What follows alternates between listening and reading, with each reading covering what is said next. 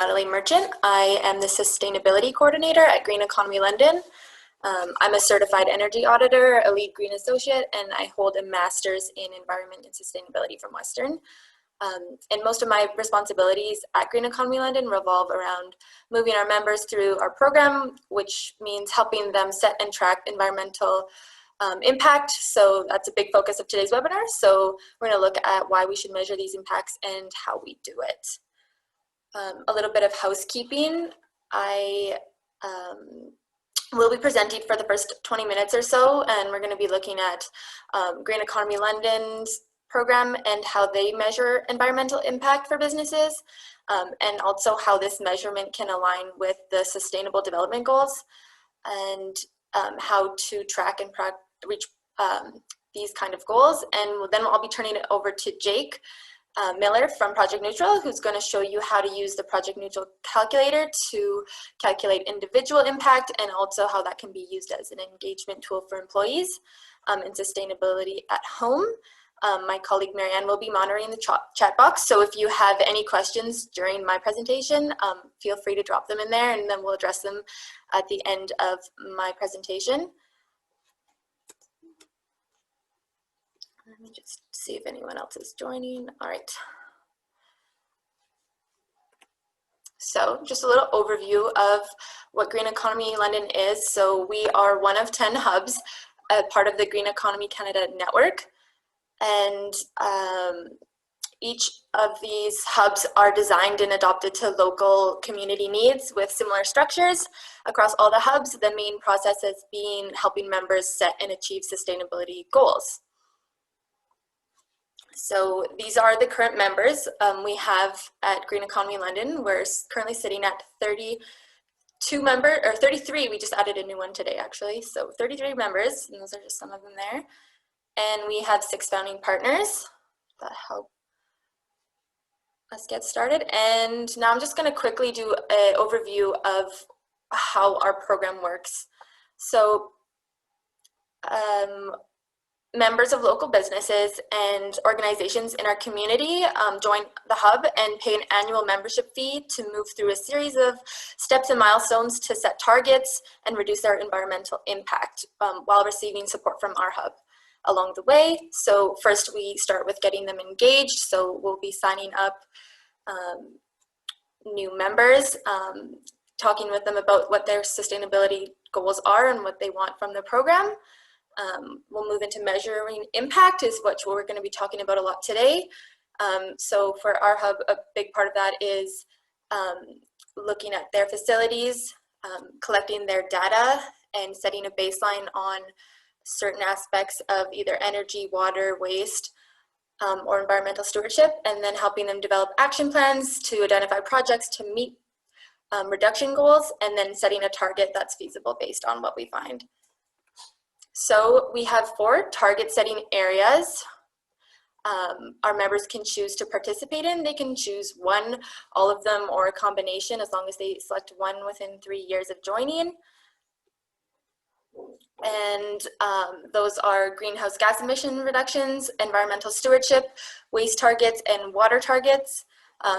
Most of those are pretty self-explanatory. The stewardship one is more related to qualitative related projects, not necessarily quantitative. So we don't necessarily have the hardcore data that we would for the other ones that you can track through utilities, whereas stewardship, we're looking at the amount of projects they're involved in to track that kind of impact. So we're going to be looking at if they have gardens, if they are involved in stormwater reduction projects, things like that that improve the overall environment, and more of an ecosystem based approach there. So first, I guess I want to start off with looking at why is it important to measure impact. When you measure any area of impact, and not necessarily environmental related, but it can help support your key performance indicators and present your business's overall effectiveness in certain areas. So it's important to measure the correct thing in order to know if you are doing what you set out to do. So in terms of reducing your carbon footprint, you need to know where you're starting off. So we need to set that baseline. We need to know how much energy you're actually using, because you may want to be reducing your carbon emissions, but you may not know exactly where you're starting off with.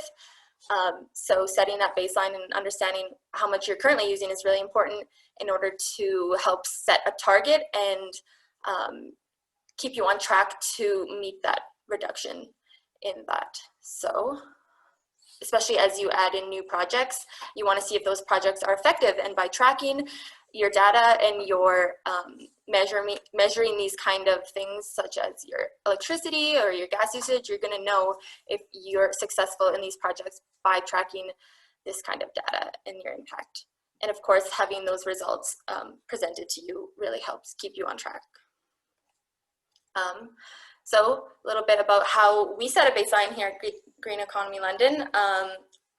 Typically, for a business, we are going to look at their utility data in order to pull out their energy-related data from heating and electricity costs. So typically, a lot of the times we'll look at their natural gas or whatever type of heating fuel they use. It might be propane, and their electricity usage. So we can get those numbers directly from their utility data as well as their water consumption. And we will then enter that kind of data into an accounting software. We use Ecobase, which is available to our members, so they can access it, log in, and look at where they're currently sitting with all of their baselines. And they can enter the data monthly should they wish, but we will update their data every year when they submit it to us into the thing, so they can yearly track what kind of numbers they're producing in these kind of areas. And of course, yearly we'll present a report to them on those consumption amounts. So it helps them understand if they were making reductions, that they'll know if they're successful, and they'll know how much they've reduced in certain areas. So here's just a quick example of a chart of things that we kind of present and look at. We're breaking down the electricity, gas, water usage, and we also want to look at those costs associated. It can help you prioritize where to start, and looking at the carbon equivalent of these kind of measures. And also just wanted to visualize here how effective it can be to really have this kind of data presented to you so you can understand. So if you were setting a baseline, you'll know you can have a couple years worth of data to track what you've historically been using, and going forward you'll know and easily be able to visualize if you are making these kinds of reductions that you are hoping to in whatever area of sustainability that you're looking at, whether you want to focus on your energy or your water or your waste. All of this stuff can really help. And of course, I just want to go over quickly the Ecobase again. So that is what we do use to visualize and to calculate that carbon equivalent of those energy measurements. So if we're looking at your data for your natural gas usage or your electricity or your water, we're going to enter it into this, and we have coefficient-based calculators in there that help to determine the your carbon emissions associated equivalent to that kind of energy usage. And it also has tools in there to help members assess potential carbon reduction projects. So if they're wanting to do an LED retrofit and they want to quickly just go see how much it could possibly reduce, if they know what kind of lights they want to put in, there's tools throughout that software for them to enter that in to see what kind of reductions are possible. And of course, our program and our staff can help them with that as well. And then I just wanted to reiterate why it's important to set the impact and also set a target, because when you have a target that you're working towards, it helps you stay focused and it helps you prioritize reductions. And when you know what your baseline is and you're tracking it, it's easy to see if those targets are going to be met and what you need to change.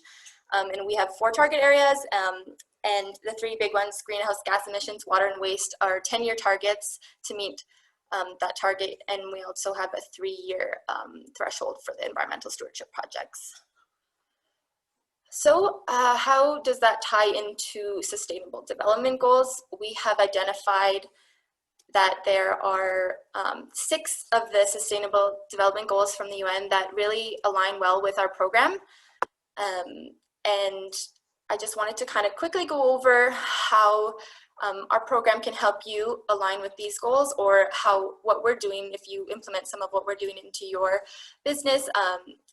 in terms of tracking and measuring things that can help you as well meet those targets. So if you are, I guess for those of you who don't know what the Sustainable Development Goals are, they are a collection of 17 goals that act as a blueprint to achieve a better and more sustainable future as set out by the United Nations in 2015, to act as a universal call to action to end poverty, protect the planet, and ensure that all people enjoy peace and prosperity by 2030. So the goals that really align with us are the environmental based ones. And for greenhouse gas emission reduction, so if you are aligning with 7, 11, or 13, that's affordable and clean energy, sustainable cities and communities, and climate action.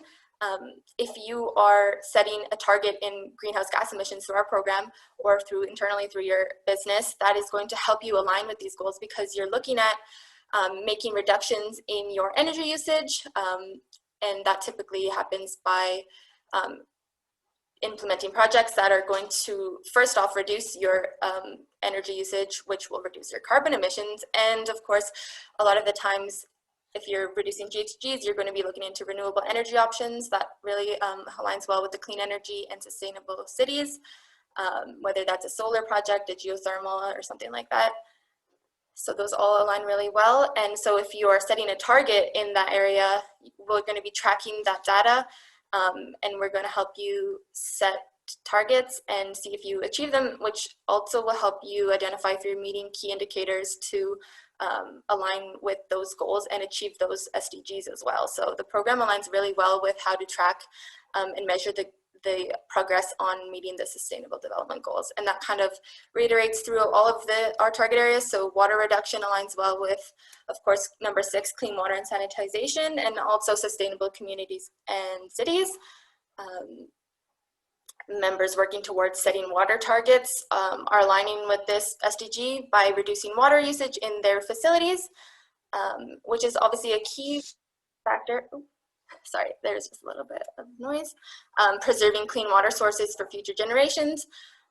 And of course, clean water is a necessity for life. And by implementing water conservation into your work culture, it educates people on how to be more sustainable in their everyday life. And reducing water also reduces the pollution and energy related to pumping and sanitizing it, which of course aligns well with other SDGs as well. So there's benefits of water reduction, not just towards the water related SDGs. And of course, then looking in waste reduction, if you're looking to reduce waste, if you're tracking, if you're going to set a waste reduction goal and target through our program, that aligns well with sustainable cities and communities and responsible consumption and production. So you'll be able to set your baseline, so you'll understand how much waste your business is currently producing, and we'll do that through looking at your hauler data, and also through waste audits and tracking waste, diverting waste from the landfill, and setting a reduction target is going to encourage your business to become accountable for their waste footprint. And it aligns well with these SDGs because the response with because it encourages sourcing different materials and products that have a continued lifespan after intended use. Implementing recycling and organic streams into the business operations also will reduce GHG emissions from that waste that would have previously been sent to landfill. So as you can see, there's a lot of overlap between all of these, especially when these are relating to environmental goals. And then lastly, I just want to touch on our environmental stewardship framework and target setting area. It aligns well with most of these, particularly number 15, life on land, and participating in this target area by completing projects that protect the natural environment, improve pollination and native species and populations, increasing biodiversity. All of these are important to increasing life on land. And that how we track that is we look at how many projects you're currently participating in, historically, what have you been doing in the past, and what you're currently doing and what you're going to set out to do. So that's how we kind of measure that one. Quickly, just wanted to overview the steps to aligning with the SDGs. So you want to understand what the SDGs are, so you're going to look through that list of 17 goals and decide what best aligns with your business. And in terms of our program, we've found that we aligned well with 6 of them, and we can help our members align well with those 6. Number 2, we're going to look at setting goals and link targets to business activities. This aligns well with the program. We're looking at, in our 4 target areas, you can align the SDGs that fit in with those target areas, and we can link those targets with those SDGs to measure impact and progress on achieving those SDGs. And that works well with integrating goals into your business. Of course, it's important to get your employees on board with any type of sustainable initiatives that your business is doing. And that's kind of what we're going to get into today with Project Neutral, and how that can engage employees in sustainability and get them on board with these kind of actions. And then communicating it externally is an important part of aligning with these SDGs. I just wanted to show an example on my next slide here. If that works well. This was from Ingredion's 2019 sustainability report, and I just wanted to show you guys, I thought it was a great visual example of how they selected which goals, the SDG goals aligned with their business, and they had categorized it which in a way that made sense for them, and presented it in a really clear way. So we produce an annual report at Green Economy London that highlights and showcases our members that had set targets and show their reductions made that year. So that can be used as a tool for your business to communicate the progress and the key performance indicators that align with your SDG and show that you're working towards those goals. And this can be a method of that. All right, so I'm going to introduce Jake in a second. I just wanted to first start off with Project Neutral. For those of you who may not be aware of what that program is, they provide an online tool to measure your personal carbon footprint, and we include that as one of our projects in our environmental stewardship framework. So businesses that partake in having their employees participate in this calculating tool can get a badge in their environmental stewardships to work towards a target. It's a great tool for employee engagement, and we're going to touch on it a bit, but obviously with a shift in COVID, people are working more from home, so a lot of business impact is now shifted to our employees, and now how do we get employees to be engaged in sustainability, not just at the office, but in their home life? So that's a tool that can help. So I'm going to turn it over to Jake now, and he is going to go through that with you. Right. Oh, first, actually, I'm going to take a few questions. So if anyone had any relevant questions to my portion, Marianne's going to read them out to me now, actually. There was only 2 questions, and I took care of them in the chat box, Nat. One was if we're sending out a copy of the presentation, and yes, we are sending out a recording. And another question came in wondering what the name of the company was that you showed the example of, and that was Ingredion. Does anyone else have any further questions?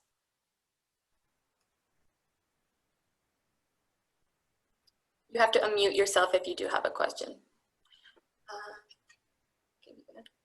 Okay, well, I'll share it to Jake now, and if anyone thinks of anything else, we'll be doing another question period at the end of the presentation. So, all right, Jake, I'm gonna stop. Thank you so much. All righty. So, hello everyone, it's great to be here. I'm Jake Miller from Project Neutral, and we've built our household carbon footprint calculator to help people measure their greenhouse gas emissions and to support them to take action towards a low carbon lifestyle. Right off the bat, I'd like to address the question why, in a conversation with businesses, I'm here discussing household carbon footprint. You might be thinking, why should workplaces care about their employees' households, or why should they target their impact beyond the traditional bounds of their responsibility and look beyond the office walls? I have 3 answers to that. First, because COVID has reorganized our workforce and the changes are permanent. The practice of working from home was already beginning, but the pandemic has made an experiment for early adopters into a common practice. Enlightened businesses are already subsidizing home office improvements for their employees. I would argue that the boundary between work and home has dissolved, and that great employees are looking to have this fact recognized. Supporting low carbon homes is going to be the next frontier of corporate sustainability. Second, Because sustainability is a set of behaviors that apply to all spaces we live in, both the home and the workplace. Employees who are careful to compost at home, who reduce their car trips, who are making energy savings at home with home retrofits, are the same people who are going to practice proper waste diversion, organize carpooling programs, and find energy and cost efficiencies in the businesses they work in. A workplace culture that is grounded in sustainability needs this home component, or else it risks having workplace green initiatives that employees take part in but don't feel connected to. And third, because it shows leadership and demonstrates unequivocally that yours is a green business. Over the next few years, workplaces which claim to be green while making their staff responsible for climate externalities like air travel and long commutes will be questioned.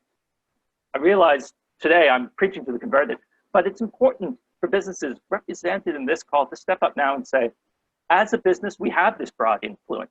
In fact, we represent a small community of households, and we're going to move towards a low carbon future together. And businesses like yours are a particularly important venue for this transition. The workplace can become a site of environmental personal development, a green incubator, if you will. And there's a few factors that drive this. It's a space of learning. We're always discovering new skills, abilities, and learning new behaviors at work. Adopting new low carbon behaviors and discovering alternatives is a natural fit. It is a social space. Besides our homes, it's where the majority of our week is spent. And for many of us, our work is our most important social space. We regularly communicate with coworkers, share our experiences, and the teamwork that we use to solve business problems to addressing our climate impact. It is now emerging as a space to create meaning as well. This is particularly true for millennial workers like myself. We look to our jobs to make a meaningful social contribution. And in businesses where there may not be a direct connection, we definitely look to our companies to be supporting our efforts to make a meaningful difference. I'm going to lead you through our tool in a moment, and I hope you can follow along with me. But if you're going through the tool and our platform, and you think this is something you'd like to bring to your places, you're in luck. We're developing a 2-week employee engagement campaign, and it will allow people to learn their footprint, to engage, to hold friendly competition between departments or offices, and to develop a personal climate action plan to target big reductions. Aim to launch this program in November. So if that's of any interest to you, please just send me a quick email and I'll be happy to discuss more. I want to give you a little background about Project Neutral and why a charity like Project Neutral is necessary today. Well, let's begin with the science. The Intergovernmental Panel on Climate Change has projected that we have only 10 years to prevent catastrophic global warming. This will require a 45% reduction in carbon dioxide emissions from 2010 levels. This graph in green shows a scenario where we took climate change seriously back in 2010 and targeted this 45% reduction. And this has been our current performance. Halfway through and a clear upward trend. By delaying, we've made the work for ourselves twice as difficult. This is a sobering graph, and you've likely seen graphs like this, heard interviews, read articles, or witnessed mass protests that ask the obvious question, in the face of such a crisis, why is so little happening? Well, because carbon dioxide is invisible. Most of the carbon emissions we're responsible for are pumped into the atmosphere, far away from us, in refineries, electrical plants, and factories. That already hides a lot of our emissions from us. But even the direct emissions from our furnaces and from our vehicles are in the form of carbon dioxide, which is itself an invisible gas. This simple fact that carbon dioxide is a colorless, odorless gas has dramatic implications. My family and I produce approximately 1 metric ton of carbon dioxide every month. And that's really quite low for a Canadian home. But let's imagine a different world, one where instead of the invisible carbon, I have to deal with that carbon as a big solid hunk of black graphite. Well, that graphite would be a 600-pound block every single month. That's 20 pounds a day. Imagine if you had a 20-pound block of graphite sitting on your lap right now. And imagine you had to haul that block over to the curb or toss it down the garbage chute every day. Or better yet, imagine if the equivalent weight of dark, sooty graphite dust trickled out of every light switch that was turned on, poured out of every furnace like a smokestack, pumped out of every vehicle on the street, covered every single item of the grocery store, or is dumped upon us in huge black clouds from airplanes. Now, if we lived in a world like that, how long do you think it would take us to cut our emissions? Carbon dioxide was visible, we would have never gotten to this point. And that's why for the past 10 years, Project Neutral has been on a mission to make this carbon visible. We started small with neighbors sitting down in their backyards to share their utility bill. What we soon realized is that people were getting stuck on the first step, getting an accurate measurement of their carbon emissions. That's why we created our carbon footprint calculator. Designed specifically for households, our tool is quick and easy to use. We hide all the complex modeling so that anyone can use it, and we've carefully designed it so that people can take action. You're going to see a demonstration in a moment, but here's a brief overview. We ask you easy-to-answer questions. Using your answers, we calculate your household's carbon footprint. Then we give you those results and let you see how you compare to similar households. We also give you your results broken down into major lifestyle categories so you know where to start your journey. And we give you actions that can make a real difference, not feel-good measures, but actions that can easily cut your footprint in half. And it turns out our tool answers a real need for accessible climate education. In classrooms, in boardrooms, at community meetings, at kitchen tables, people are using our calculator together. And facilitators love Project Neutral, and that unlocks a pretty cool growth strategy for us. By building partnerships and programs, we can become a small charity with a huge reach. That's why we've been developing school programs, employee engagement campaigns, and community challenges so that large groups of people can discover all this hidden carbon together. And we've already seen some impressive uptake. There are over 5,000 Project Neutral households together.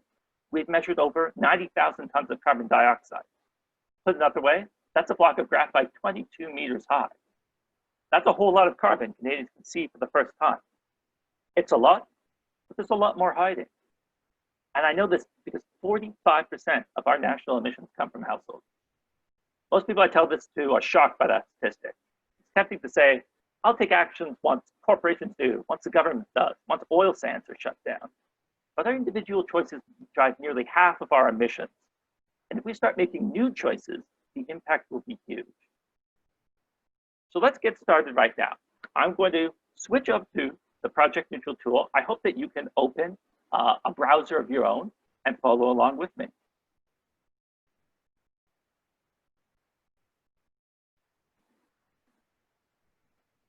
All right, can everyone see this okay? I'm going to gather that's a yes. Yes. Wonderful. So this will work a bit more easily on your laptop or your desktop, but you can follow along on your phone. It's just that we have a dashboard at the end and everything gets a bit cramped on the mobile device, but you can still go ahead with that too. So if you're here, you're going to click Get Started. And we're going to create a quick account. I'm going to create an account called Fake Jake. The email I will use will be Jake. Email.ca. And you need to have a password that's at least 8 characters long. Now, if you're filling this out yourself, I hope you'd be willing to subscribe to our newsletter. We only send out about 4 a year. It's quite a low amount of information in your inbox, but it's helpful. Because this is a fake account, I'm not going to clutter things up. I'm just going to say no. Create this account.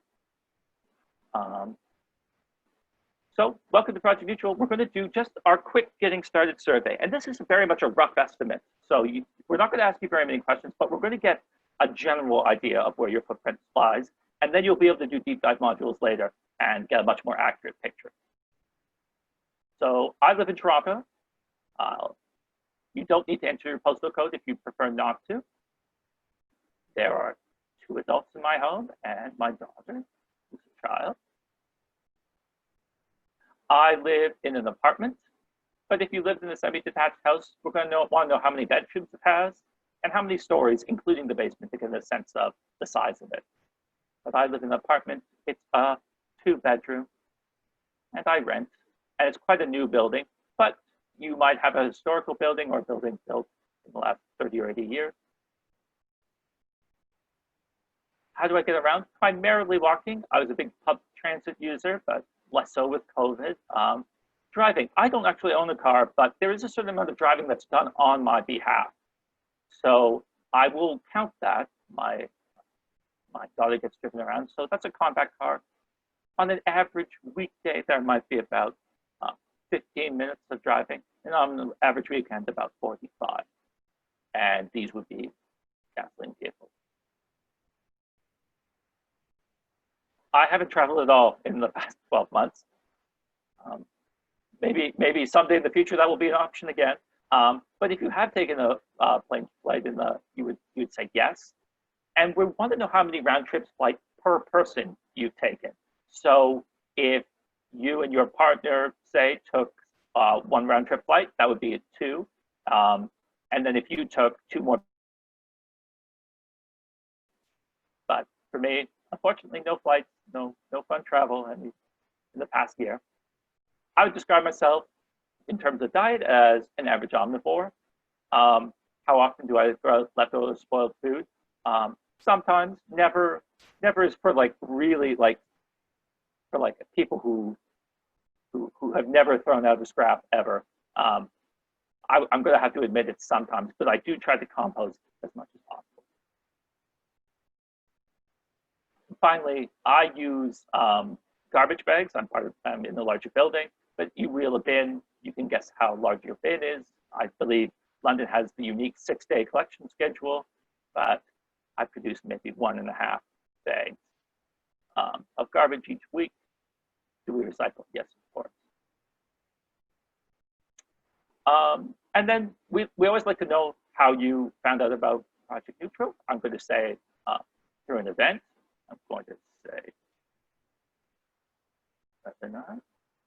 It's always interesting for me to find out where people are coming from. And if you have some feedback for us, you can feel free to jot it in there. Of course, you can always just email me as well. I'd love to hear directly from you. And then we're going to hit calculate my results. All right, so here we go. This is your dashboard. So this is where all of your information about your results are, and where you'll be able to continue on with your exploring your results. So an average household of my makeup, 2 adults, 1 child, is 18.6. The top 30% of Project Neutral users have managed to bring it down to 9.3, and I'm 11.1. So I've got some work to do. I've got some improvements I can make. Down here, I can see where in those lifestyle categories I'm doing well. So in terms of home emissions, I guess living in an small apartment for us is pretty good. Daily transportation, not bad. Travel, of course, is zilch. I've got some work to do on food. That's not necessarily a surprise. And seems like I'm a bit more wasteful than the average person, but that's also something I can work on. Underneath this are all the deep dive surveys. So we've just done this getting started survey together, but we can do these deep dives, and what you're going to find is your results in many cases will go down from doing them if you're adopted some green lifestyle tactics, because we tend to be estimating a bit negatively at the outset. So as you do these, you'll find your footprint dials in much more accurately. And if you do all of them, you'll have a really clear sense of where you currently stand with your carbon footprint. We also want people to take actions. So there's some opportunities to take actions down here with various categories, but you also have something I want to draw your attention to. At the top of your dashboard, there are these 3 tabs. And one tab is your action journal. So there's a number of actions that are being developed by just incredible students at York University presently to kind of find various actions that people can take that reduce their climate impact and do them. So let's say you want to take the pledge that your next vehicle will be plug-in electric. Well, you can get a lot more information about why you might want to do this, how to go about it. There's some resources for you. There's citations in case you ever want to get a bit more detail about where we're getting our information from. And then you can opt to take this action. And when you do that, your action will become a work in progress. And I would suggest if you're sitting down with this, maybe try to get 2 or 3 works in progress to start. And as you kind of evolve with them, you'll be able to go back to your works in progress, say, all right, well, I know everything. I know exactly which which vehicle I'm going to buy. I believe this pledge, like as soon as my car gives out, this is going to be my next car. So you can mark that pledge complete, and then you'll have an accomplishment. So this is just a way of trying to give you a bunch of really great actions to get started on your low carbon journey. And we have a bunch of cool ones, and this is a growing set of them. So we want you to keep coming back and seeing what they are. The other tab you have here is called Your Community. And this is something that gets really important for employee engagement or for school programs that we have. You'll be able to join a group. So if you're doing an employee engagement campaign, or you're doing it as part of a community or something, you can have a group code and find out you can kind of find out your aggregate results and your average results and kind of compare yourself to that group specifically. So I had done this for a previous webinar. So let's see, join that group. And here's just a slight little visual of what a group dashboard could look like. So here's my footprint compared to the average. I'm doing pretty well. This group member just has 2, so maybe it was me who did this previously. But you get an idea of where everyone sits, how many surveys have been completed, what the averages are. So I'm sure you can imagine that as a workplace, this becomes a lot more actionable and a lot more interesting than just your data compared to a hypothetical average of our users. So that's the little tour I wanted to give you of Project Neutral. And I'll just finish with a few short comments.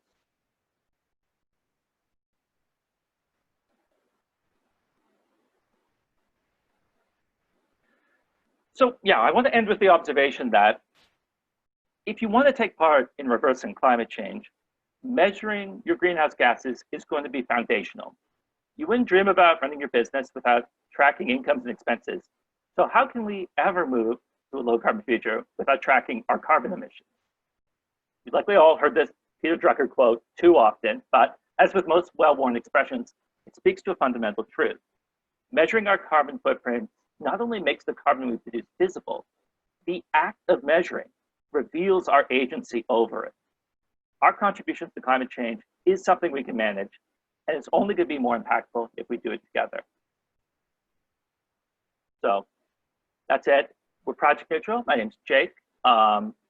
You can find my email. I'm Jake at Project Neutral. If you ever want to reach out or discuss with me or find out more about our employee engagement program that's coming online soon, I'd be happy to discuss it with you. But I believe now we have some time for some questions. I can leave this slide up, or Natalie, if you've got a prettier slide than my smiling face, I'd be happy to have it. Switch that over. Hey, thanks very much, Jake. We do have a question around the group code. It's 2 separate questions. One is, can anyone create a group? And how do you get a group code as a business or an organization? Presently, I create the group codes. It's something that's done in the back end by me. We're hoping that businesses will opt into our employee engagement campaign in order to get a group code as a business. But if you want to get started right now and just want to just send me an email, I'd be happy to set one up for you in advance of November, if that's of interest to you. And then November can be have a deeper level of engagement that we can facilitate too. So please just send me an email. I'll be happy to set you up with one if you're on this call right now. Great, thank you. That's all the questions that's come in so far. Does anyone else have any other questions they'd like to pose for Jake?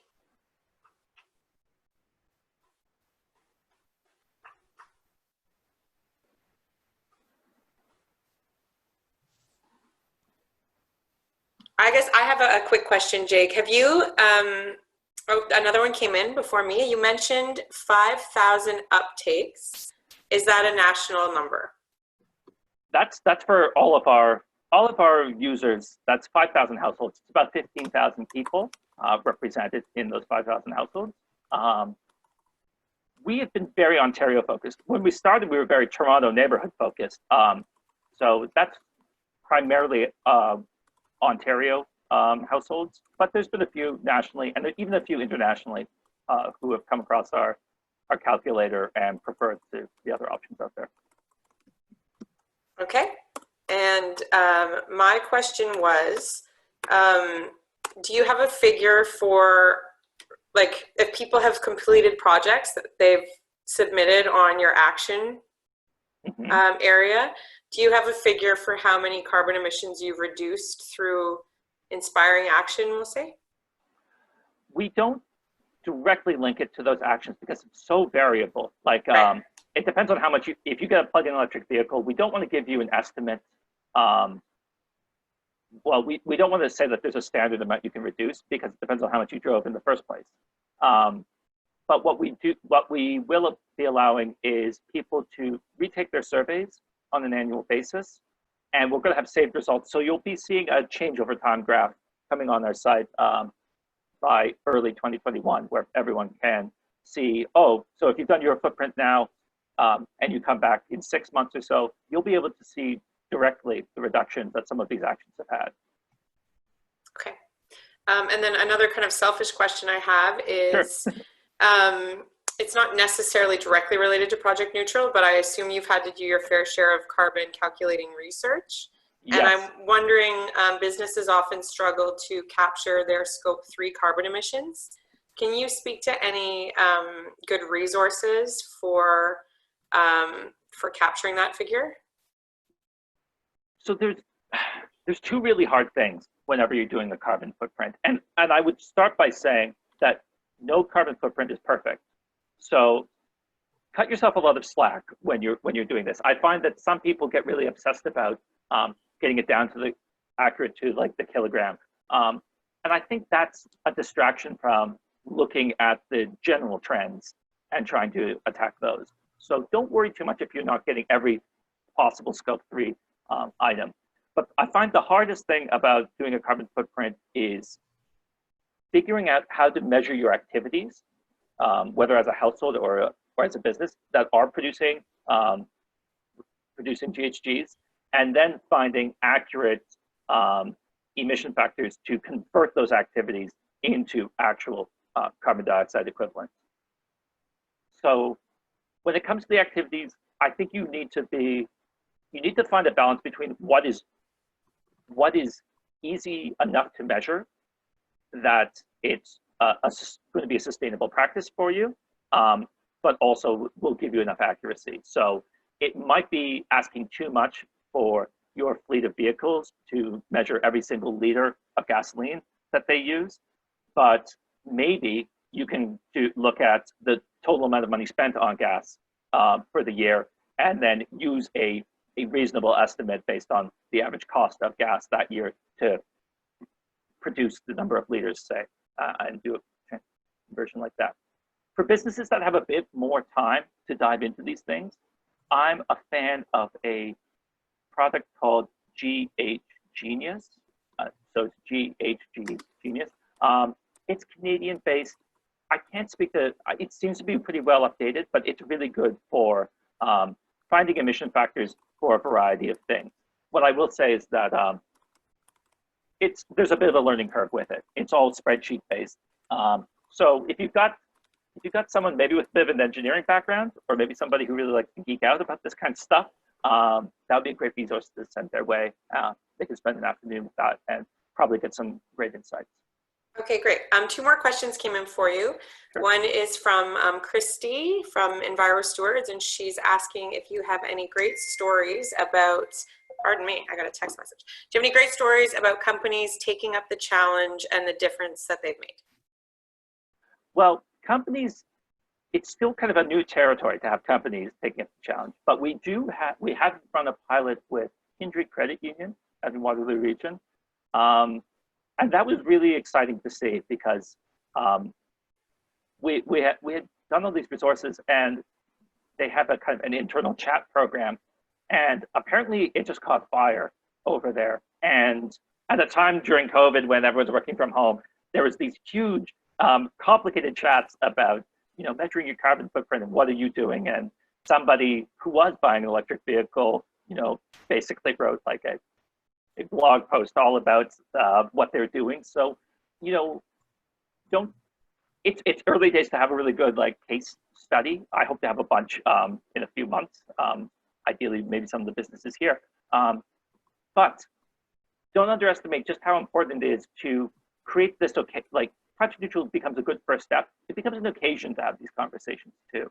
So don't discount just allowing your employees just to go through the calculator and having a moment to chat about it as just a simple engagement. Great.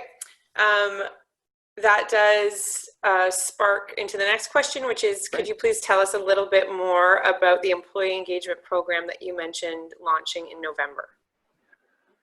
So what we're doing is we're taking what we've learned from Project Neutral as a kind of facilitated exercise. So we've had partners who have gone into workplaces and done lunch and learn, where they do a walkthrough, much like I just did, and do a bit of discussion around kind of creating planning your climate actions and thinking through what your next steps will be.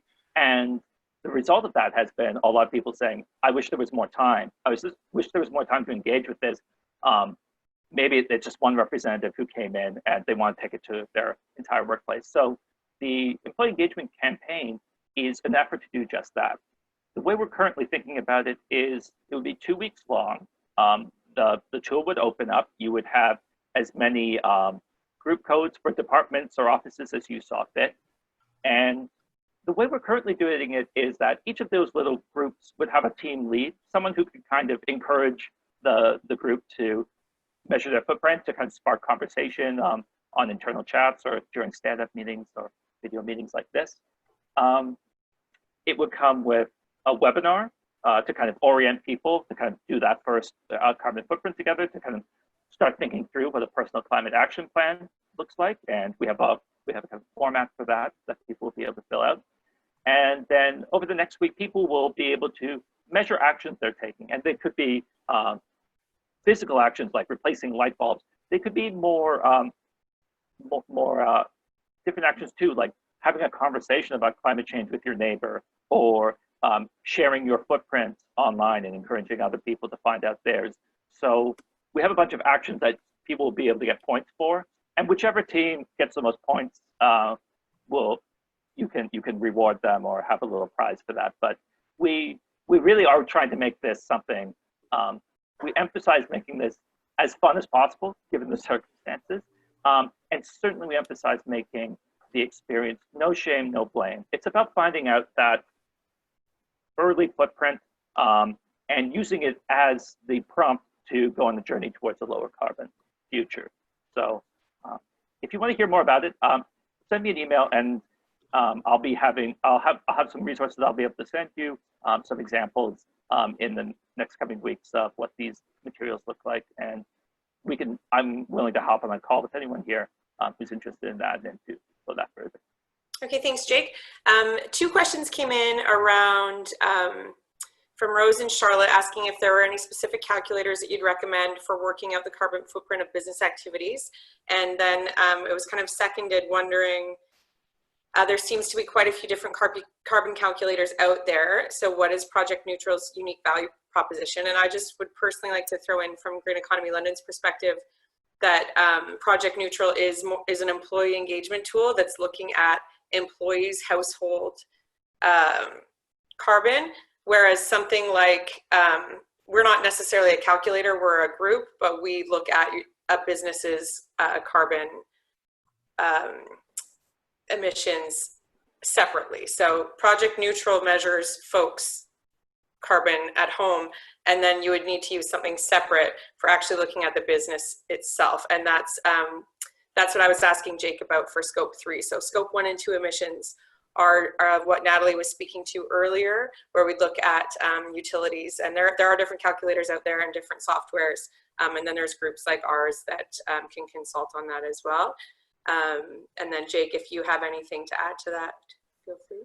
I would say, yeah, like the use cases are pretty different. And one important thing is, as a business, you're probably tracking a lot of data that can be converted into your carbon footprint very quickly. So your utilities data, maybe not everyone who does their household footprint has that at hand, but you likely do. And you likely have a bit of staff time to dedicate to this.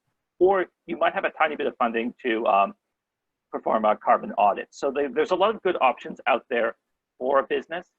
If you want to kind of roll your own, and have someone in-house who's interested. I do believe that Genius spreadsheet is pretty good for Canadian context, and that would be great. But also what Natalie described and what's offered here is pretty fantastic. It's a resource that many businesses would love to have. So definitely make use of that. And it sounds that you would have access to this Ecobase, I believe, software. So it might be valuable to update your data quarterly just to kind of get a bit more detailed information about when times of year and kind of, you know, what types of your emissions look like based on your business activities. So I'd suggest that for the prospective businesses. When we talk about what differentiates Project Neutral in a world where there's a lot of household carbon footprint calculators, I think there's a few things in particular. One, we designed it so that anyone can use it. A lot of carbon footprint calculators ask you how many miles you flew in the past year. And that's not a number anyone has at their fingertips. So we try to ask how long your flight was in hours and try to give you questions that are human answerable rather than designed by an engineer to kind of get your most accurate footprint. Also, we use Ontario-specific emissions, and we've worked hard to make sure that we have really great modeling.